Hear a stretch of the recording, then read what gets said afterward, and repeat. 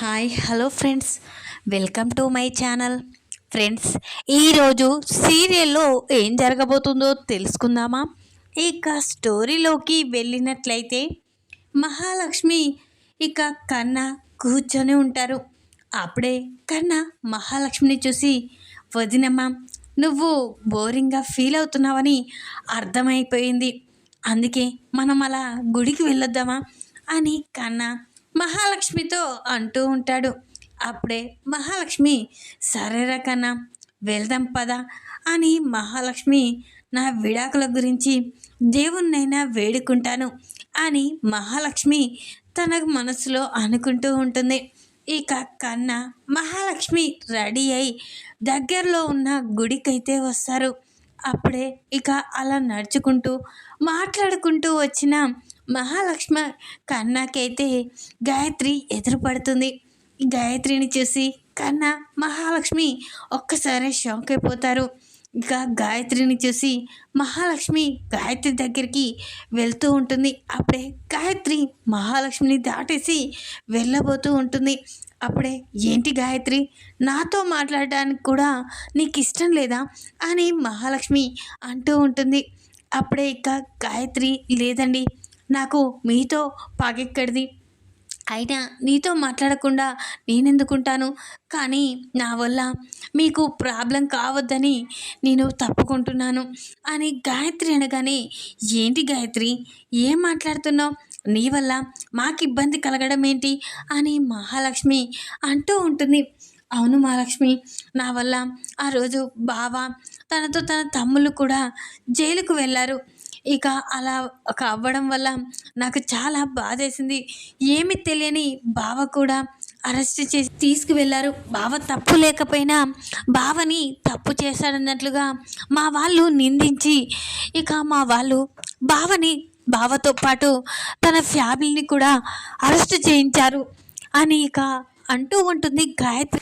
లేదు, ఇప్పటికైనా ఇక నువ్వు అర్థం చేసుకొని పెద్దిని తన వాళ్ళని ఇడిపించావు కదా, అయినా నీతో మాట్లాడాలి అని మహాలక్ష్మి అనగానే, లేదండి, నేను ఎవరితో మాట్లాడదలుచుకోలేదు అని గాయత్రి అంటూ ఉంటుంది.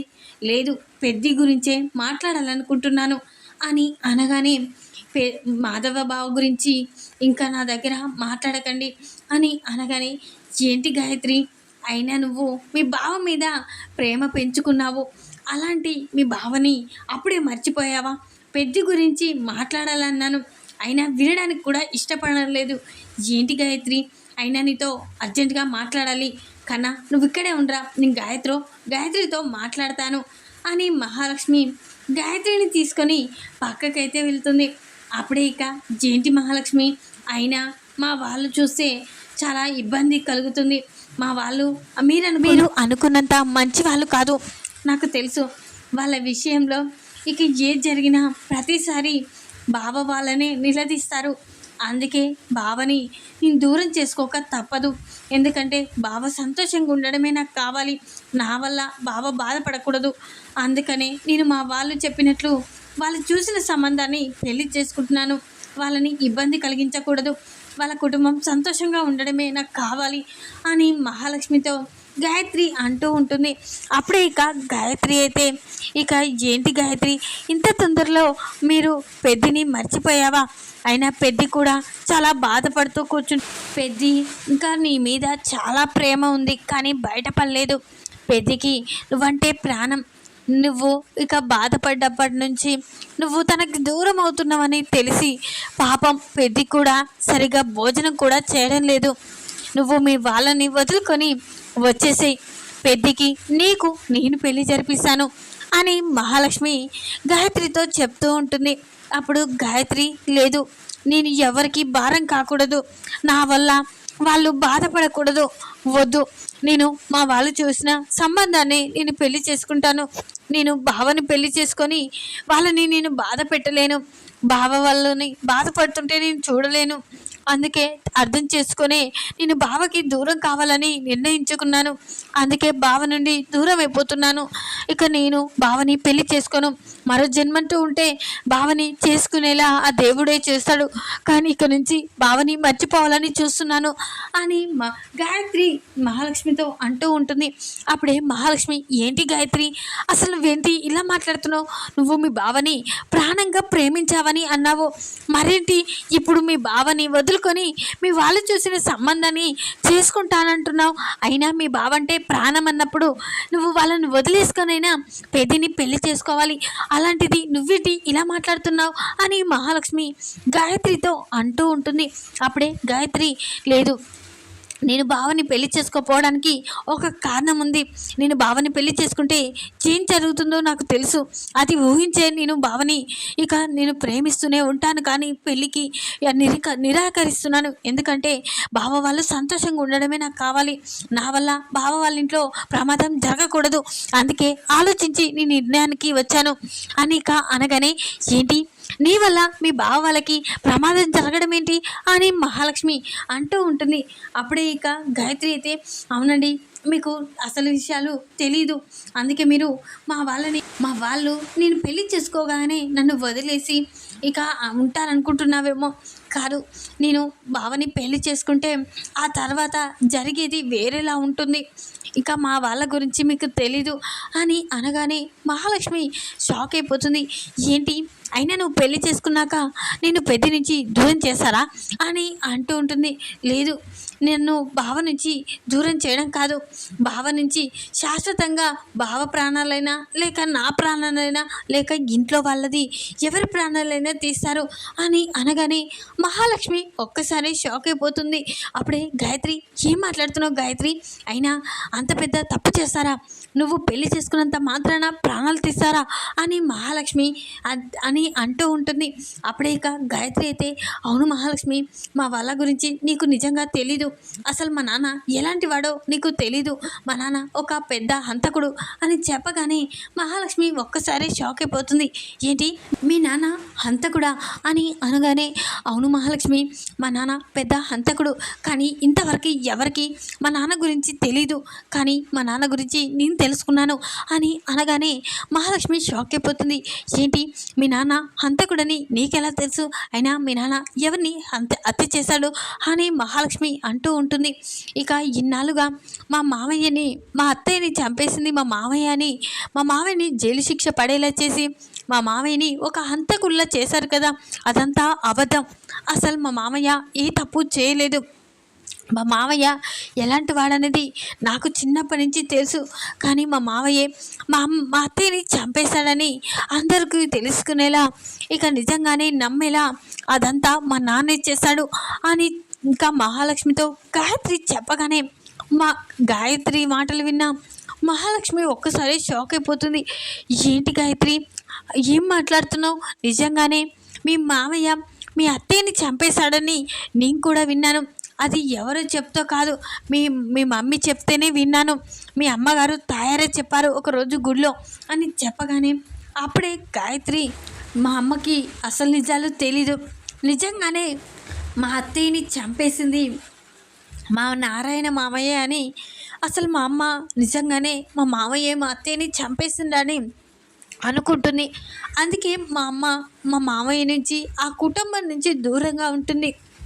ఆ కుటుంబం అంటేనే ఈర్ష్య పెంచుకుంది, వాళ్ళంటేనే పగ పెంచుకుంది. ఎందుకంటే మా అత్తయ్య అంటే మా అమ్మకి చాలా ఇష్టం.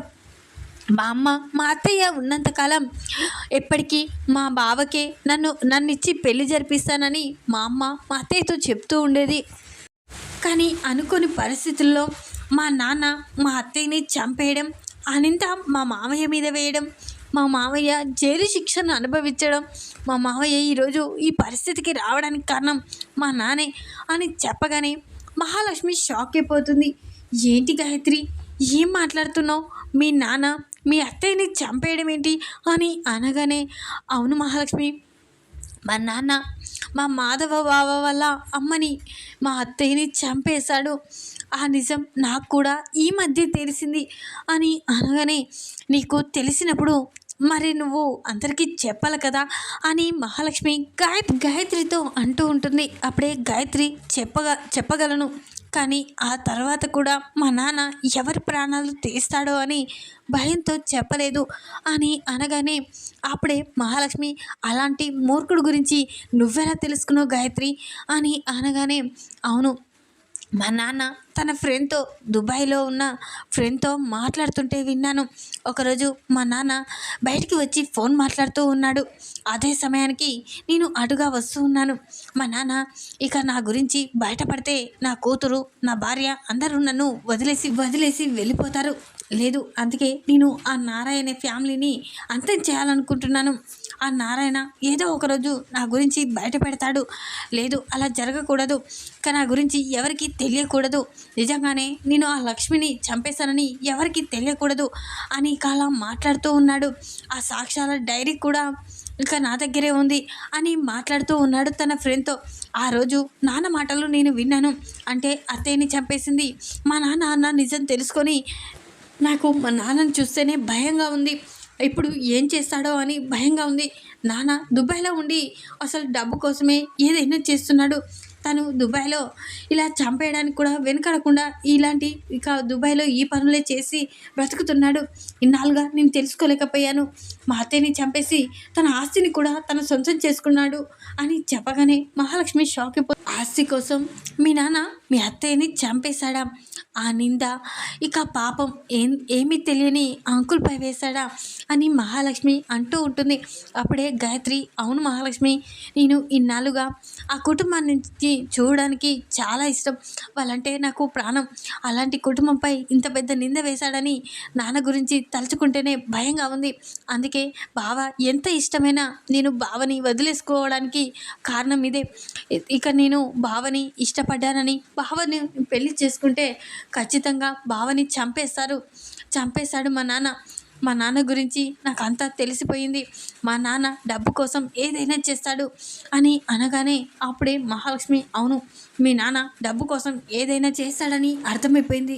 కానీ ఇక మీ నాన్న దగ్గర ఏదో సాక్ష్యం ఉందని చెప్పావు కదా, మీ అత్తని చంపడానికి మీ అత్తయ్య కూడా ఏదో సాక్ష్యం ఇక అక్కడ ఉందని దాచిపెట్టాడని చెప్పావు కదా, మరి ఆ సాక్ష్యం నువ్వు ఏ రోజు చూడలేదా అని మహాలక్ష్మి గాయత్రిని అడుగుతూ ఉంటుంది. అప్పుడే ఇక గాయత్రి, ఎందుకు చూడలేదు?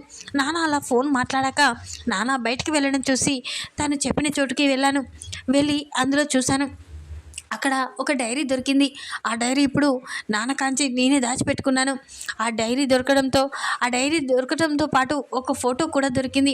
ఆ ఫోటోను కూడా నేను చూశాను అని చెప్పగానే అప్పుడే మహాలక్ష్మి షాక్ అయిపోతుంది. ఏంటి ఆ ఫోటో, ఆ డైరీ ఎక్కడుంది, తొందరగా గాయత్రి నాకు ఇవ్వవా అని అనగానే, ఇప్పుడే నేను తీసుకువస్తాను అని గాయత్రి వెంటనే తన గది దగ్గరికి వెళ్ళి ఇక ఆ ఫోటోని, డైరీని తీసుకువస్తుంది. అప్పుడే మహాలక్ష్మి, ఇదిగో ఇదే డైరీ. ఈ డైరీలో మా అత్తయ్య అంతా రాసిందంట. కానీ ఎప్పుడు చూద్దామన్నా నాకు వీలు కుదరలేదు. ఎప్పుడు ఎవరో ఒకరు ఉండేవాళ్ళు.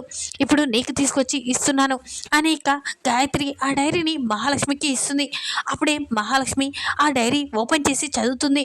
అప్పుడే ఇక లక్ష్మి అయితే తన బాధతో ఒక డైరీ రాస్తుంది కదా, ఆ డైరీలో ఇక ఇదంతా చేసింది పురుషోత్తం డబ్బు కోసం నన్ను హత్య చేశాడు. ఇక నా భర్త నారాయణకి ఏమీ తెలీదు. నా అన్నయ్యని మాకు దూరం చేశాడు. ఆ తర్వాత వాళ్ళ నుంచి వస్తున్న ఆస్తి మొత్తం వాడు తీసుకున్నాడు. ఇక మా అన్నయ్య ప్రతాప్ తన కూతురు ఇక ఆ మహాలక్ష్మిని నా కొడుకు చక్రికిచ్చి పెళ్లి చేస్తానని, మాధవని గాయత్రికిచ్చి పెళ్లి చేస్తానని అనుకున్నాను కానీ ఆ కోరిక తీరకుండానే చనిపోయాను. ఇప్పుడు నా కోడలు ఖచ్చితంగా నా కొడుకులకే సొంతం కావాలి. కానీ ఈ పురుషోత్తాన్ని అంతం చేయాలి. పురుషోత్తం తప్పు చేశాడని ఎవరో ఒకరు బయట పెట్టాలి అని ఇక డైరీ అయితే రాసి పెడుతుంది కదా. ఆ డైరీ మహాలక్ష్మి చదివి ఒక్కసారి షాక్ అయిపోతుంది. అప్పుడే ఇక వెంటనే గాయత్రి, మహాలక్ష్మి అందులో ఏముంది, నీ కూడా ఏ రోజు చదవలేదు అని అనగానే, ఆ డైరీలో ఒక నిజం ఉంది అని మహాలక్ష్మి అనగానే, ఏంటా నిజం అని గాయత్రి అడుగుతూ ఉంటుంది. ఇక ఆ నిజం ఏంటంటే, మా నాన్న లక్ష్మి అత్తయ్య అన్నయ్య అని నిజం తెలిసింది. మా నాన్న మా అత్తయ్య ఇద్దరు కలిసిమెలిసి ఉండేవాళ్ళు. అయితే మీ నాన్న డబ్బు కోసం మా మా అత్తయ్యని చంపేశాడు. డబ్బు మా నాన్న వాళ్ళు మా అత్తయ్య పేరిట సగం ఆస్తి రాసించారట. ఆ ఆస్తి కోసమే మీ నాన్న మా అత్తయ్యని చంపేశాడంట. అందులో రాసి ఉంది అని చెప్పగానే గాయత్రి షాక్ అయిపోతుంది. ఏంటి మీ నాన్న మన లక్ష్మీ అత్తయ్య ఇద్దరు అన్న చెల్లెళ్ళ అని అనగానే, అవును గాయత్రి, ఇప్పుడు అందులో ఫోటో కూడా ఉంది, చూశాను, అందులో మా నాన్న లక్ష్మీ అత్తయ్య ఉన్నారు అని చెప్పగానే గాయత్రి షాక్ అయిపోతుంది. అప్పుడే ఇక లక్ష్మీ అత్తయ్య కోరిక కూడా ఉంది అని గాయత్రికి చెప్పగానే, ఏంటి కోరిక, ఏంటి అత్తయ్య కోరిక ఏంటి అని ఇక గాయత్రి అరుస్తూ ఉంటుంది. అప్పుడే ఇక మహాలక్ష్మి తన కోరిక ఏంటంటే చక్రిని నేను పెళ్లి చేసుకోవడం, గాయత్రి మాధవని పెళ్లి చేసుకోవాలన్న కోరిక ఉండేదంట అని చెప్పగానే గాయత్రి షాక్ అయిపోతుంది. అంటే అత్తయ్యకి కూడా నేను మాధవని పెళ్లి చేసుకోవడం, బావని పెళ్లి చేసుకోవడమే కావాలి, కానీ నేను చేసుకోలేకపోతున్నాను. మా నాన్న గురించి ఆలోచించి నేను ఎవరి ప్రాణాలు పోగొట్టుకోదలుచుకోలేదు. అందుకే మా నాన్న చెప్పిన సంబంధాన్ని చేసుకుంటున్నాను. ఇక నేను మా బావని మర్చిపోతాను అని గాయత్రి బాధపడుతూ ఉంటుంది. అత్తయ్య, నీ కోరిక తీర్చలేకపోతున్నాను అని గాయత్రి కళ్ళలో నీళ్లు వస్తాయి. అప్పుడే ఇక మహాలక్ష్మి, లేదు, నువ్వు ఖచ్చితంగా అత్తయ్య కోరిక తీర్చాలి, పెద్దిని పెళ్లి చేసుకోవాలి. నేను ఎలాగో నాకు చక్రి ఎవరో తెలియకుండా కానీ నేను చక్రి నా మెడలో తాళి కట్టాడు. ఇప్పుడు అత్తయ్య కోరిక నేను తీర్చాను, నా మేనత్త కోరిక తీర్చాను, కానీ నువ్వు కూడా అత్తయ్య కోరిక తీర్చాలి, పెద్దిని పెళ్లి చేసుకోవాలి. ఇక మీ నాన్న గురించి నేను బయట పెడతాను, అందరి ముందు బయటపెట్టి మీ నాన్న గురించి అందరి ముందు బయటపెట్టి మీ నాన్నని ఇక ఎలాగైతే మామయ్యని జైలుకు పంపించాడో అదేవిధంగా ఇక మీ నాన్నని కూడా జైలుకి పంపిస్తాను. తను చేసిన ఇక మా మేనత్త చావుకి ఇక ప్రతీకారం తీర్చుకుంటాను అని ఇక మహాలక్ష్మి అయితే ఇక గాయత్రికి చెప్తూ ఉంటుంది. అప్పుడు గాయత్రి చాలా సంతోషంతో, ఖచ్చితంగా నువ్వంటే ఇక ఖచ్చితంగా చేసావు మహాలక్ష్మి, నాకు అర్థమైపోయింది. ఆ రోజు బావని అందరినీ పోలీస్ స్టేషన్ నుంచి విడిపించుకొచ్చావు, ఈరోజు బావది నాకు పెళ్లి జరిపిస్తావు, ఖచ్చితంగా జరిపిస్తావు, కానీ మా నాన్న గురించి బయట పెట్టాకే ఈ పెళ్లి బావని చేసుకుంటాను అని అంటూ ఉంటుంది. ఇక నువ్వు నేను ఇద్దరం అక్క చెల్లెలం అని గాయత్రి మహాలక్ష్మి చాలా సంతోషపడుతూ ఉంటారు. ఇక మహాలక్ష్మి అయితే చాలా సంతోషపడుతూ ఇక మా నాన్న ఇక లక్ష్మి అయితే ఇక మా మేనత్తన అని చాలా సంతోషపడుతూ ఉంటుంది. ఇక ఈ విధంగానైతే నిజం తెలుసుకున్న మహాలక్ష్మి ఇక గాయత్రి దగ్గర ఉన్న ఫోటో చూసి కూడా చక్రి మహాలక్ష్మి చిన్నప్పటి ఫోటో చూసి చాలా సంతోషపడుతుంది. అంటే ఈ ఫోటో కూడా ఇన్నాళ్ళుగా దాచిపెట్టిందా అత్తయ్య, ఇక నేను కూడా నా మేనత్త నువ్వే అని తెలియపోయాను అని ఇక చాలా బాధపడుతూ, అత్తయ్య నీ కోరిక తీర్చుతాను, నేను నీ ఇంటికి మహాలక్ష్మిని, ఇక నువ్వు ఉన్నప్పుడు బృందావనంలా ఎలా ఉండేదో ఇల్లు అలా తీర్చిదిద్దుతాను, గాయత్రిని పెద్దకిచ్చి పెళ్లి జరిపిస్తాను, నిన్ను చక్రితో శాశ్వతంగా ఇక జీవితకాలం తన భార్యగా ఉంటాను, ఎప్పటికీ నేను ఇంటిని వదిలి వెళ్ళిపోను అత్తయ్య, నీ పగకు నేను ప్రతీకారం తీర్చుకుంటాను అని మహాలక్ష్మి అయితే ఇక శపథం అయితే చేస్తుంది. ఈ విధంగానైతే మహాలక్ష్మి అయితే ఇక చక్రి తన మేనభావని ఇక లక్ష్మి తన మేనత్తని నిజమైతే తెలుసుకోబోతుంది. ఈ వీడియో కనుక మీకు నచ్చినట్లయితే లైక్ చేయండి, మరిన్ని వీడియోల కోసం ఛానల్ని సబ్స్క్రైబ్ చేసుకోండి ఫ్రెండ్స్. Thanks for watching.